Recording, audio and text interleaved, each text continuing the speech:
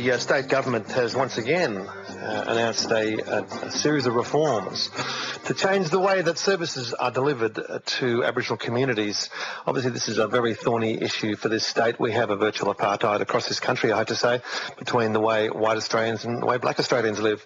And certainly the living standards will be a lot worse had there not been billions of dollars poured into communities, not just in this state but across the country. Certainly the state government's having another crack at this, and they've announced a raft of reforms which will hope to ensure better outcomes in health, education and job prospects, particularly for children. And the Premier, Colin Barnett, joins me now. Good afternoon, Premier. Yes, good afternoon, Adam. In your press release, you say today that the era of billions of dollars being spent with few improvements being realised has to end. How can you be sure that this time we can get it right?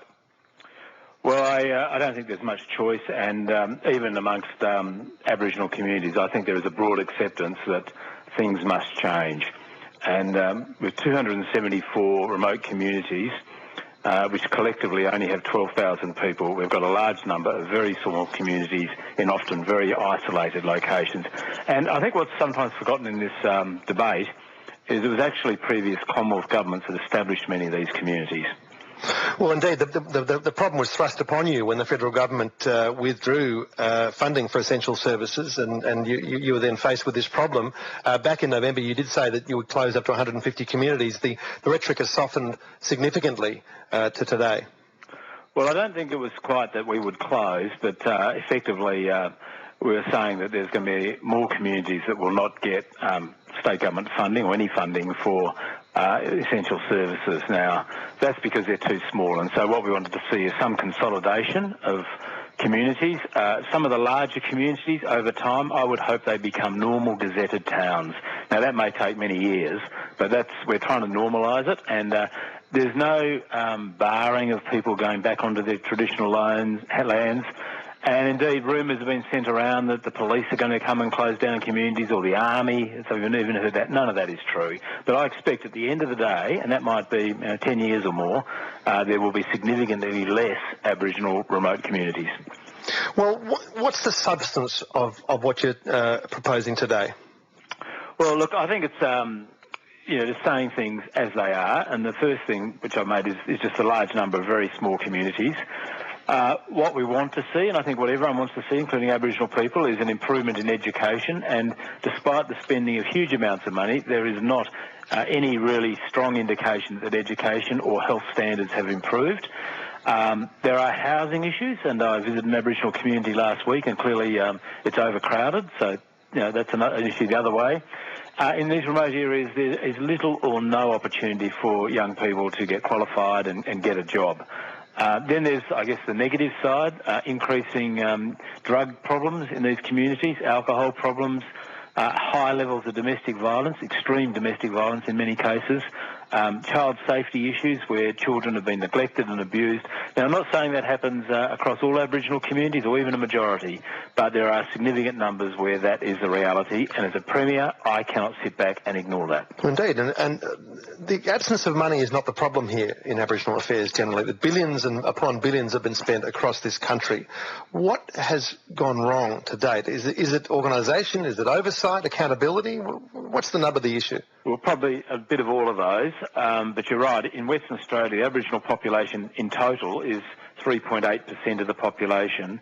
The state and the Commonwealth between us spend $4.5 billion a year on services into Aboriginal communities and payments of various sorts. Look, I think that the best example of there are lots of good intentions, lots of good programs, all sorts of agencies, Commonwealth and state involved, and frankly they fall over each other. They don't produce an effective outcome. And the example, Adam, that I think is most telling, the town of Roebourne. It has 68 government and non-government service providers. Together, they provide 200 different services to Aboriginal people, but the population of the town is only 1,410 people. I mean, they're falling over each other, and, pity the poor families living in the town. They must have someone knocking on their door 2 or 3 times a day offering them a service. Yeah. So, a bit of pragmatism. What's important? Education is important. Health is important, including the hygiene around Aboriginal communities themselves. Policing is important, and child protection is important. Indeed. 63 agencies.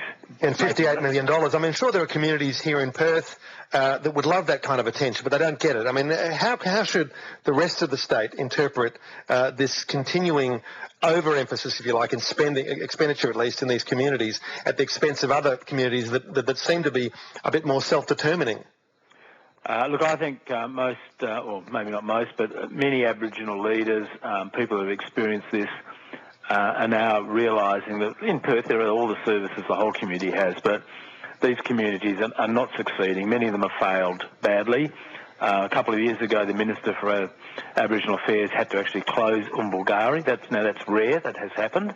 And maybe there may be another example. That was where just simply the abuse of children was so extreme that it could not be ignored. So, look, this is going to take some time, but we're going to work on tidying up all the services, getting rid of some of these service providers. Let's have, just major agencies dealing with it. There's going to be a lot of discussion and consultation with Aboriginal leaders. And I think, change won't happen overnight, but I believe it will change. And at the end of this process, we'll have maybe less Aboriginal communities, but we'll have certainly better ones that provide some hope and promise for the future. With respect, it sounds like really the solution is still in the future. We're still in the consultation phase. You've gone from a fairly hardliner saying I want to amalgamate these communities, draw them back into larger communities, and political realities cut in now, and you really have to deal with this in a much more stepped way.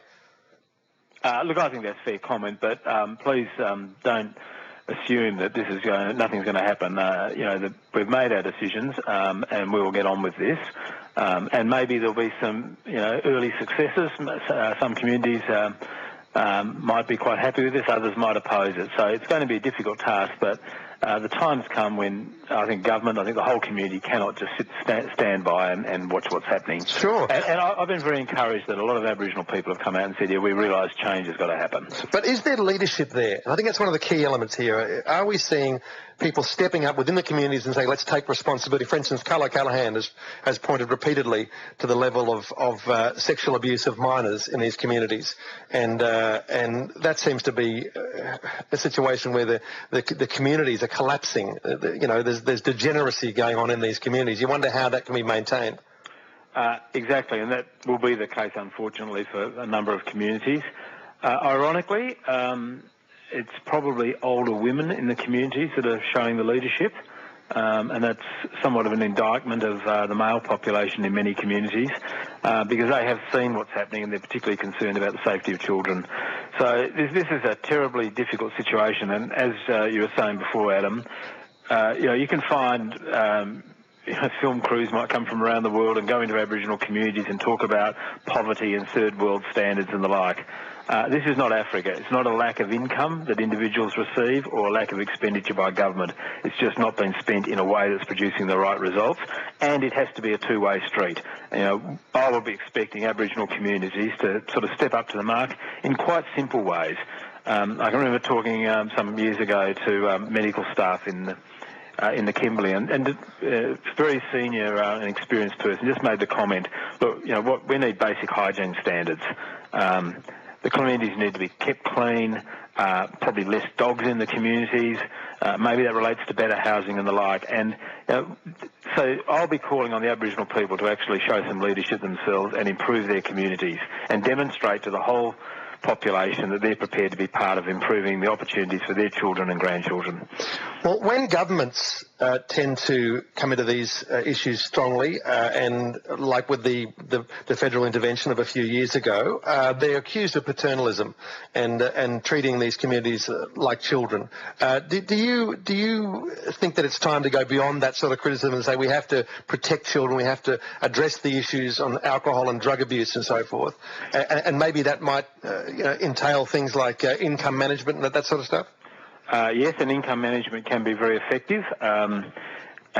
Keeping communities dry, trying to restrict the preying on communities by often bikie gangs and the like, distributing drugs. I mean, there's a lot of tough issues here. But I think I hope we've got to the stage where something is said in an honest way that we don't get that person being pilloried. Now, look, I'll readily admit I got out there in front a bit, and maybe I can be blamed for that. But it's about time Australia, and in this case particularly Western Australia, faced up to the reality. And there's an expression, the cat's been put on the roof, and that's what's happened. And I think at the end of the day, that will prove to be a good thing. No one can run away from this issue now and just use terms like it's racist or paternalistic or whatever else. We're past that stage now. We have to deal with communities that don't offer hope, where you can't get a job, and we have to deal with maybe hopefully a smaller number of communities where I have a direct responsibility to protect children from abuse. So I've drawn it for me, and I hope others are line in the sand. And I hope, and I'm encouraged, I think Aboriginal people will step up to the mark, difficult as it is, and we'll see some real progress made. But it's going to be probably a generation project. Well, it's at least 2 years away. What would you set as the key performance indicators of what you're going to do here? Well, look, that's will be laid out during the consultation stage, but we're not going to do nothing and just consult for 2 years. We're going to get on with this, and there might be some situations that can be resolved quickly. But look, the sort of standards will be school attendance, education achievement, opportunities for jobs, keeping the community or township clean and healthy, hopefully reducing domestic violence, ensuring children are safe. And again, you come back. I always come back to this figure. There are 274 of these communities. It's a huge number. No other state faces a challenge like that. So hopefully the good ones, or the ones that change their ways, they will survive and become viable long-term communities. Others, I think, will fall by the wayside. Are you going to send the police in there to root out these people if they are abusing children? We've got these kids, 10 to 12-year-olds, being found with sexually transmitted diseases. Is that something that police will really be cracking onto? Yes, and the police already do that. But you've got situations in some towns where people have been arrested and done a jail term, pedophiles, but they return then to the community. So it's an incredibly difficult situation. And again, I'd say it's impossible for the police to maintain law and order in 274 different places, most of those in the remote Pilbara and Kimberley. I certainly agree with you on that point. Just a couple of other topics, if you wouldn't mind, Premier. Do you support the idea of a parliamentary inquiry into the RSPCA? Do you think it's necessary? Well, look, this is an initiative by a member of Parliament, not a member of the government. Parliament can do, I guess, what it likes. I don't see the reasons for doing that, frankly. I've been a long-time supporter, and I respect the RSPCA. Sometimes there can be clashes, and if you get an inspector from the RSPCA turning up at a farm and maybe the sheep or the cattle look a bit thin, but that farmer might also be really struggling financially, and I think that can be a flashpoint. But look, overall, I think the RSPCA is a great organisation, and I just do not see the case for some sort of parliamentary investigation of it. Okay, just finally, if I could just ask you one more question. What's your view on the Uber versus taxi industry battle at the moment? Look, I think the public is expressing its view. It wants a choice. That's not a criticism of the existing taxi service, but I think people do want a different level of service and want that choice. Now, it makes it very difficult for the government and for the Minister Dean Norder to deal with, because Uber, as I understand, is technically breaking the law, but it also might be that the law is too restrictive. So we're just going to gradually work through that. But I think at the end of the day, public opinion will prevail, and there will be provision for choice in taxi-style transport. Premier, thank you so much for your time this afternoon. Thank you very much.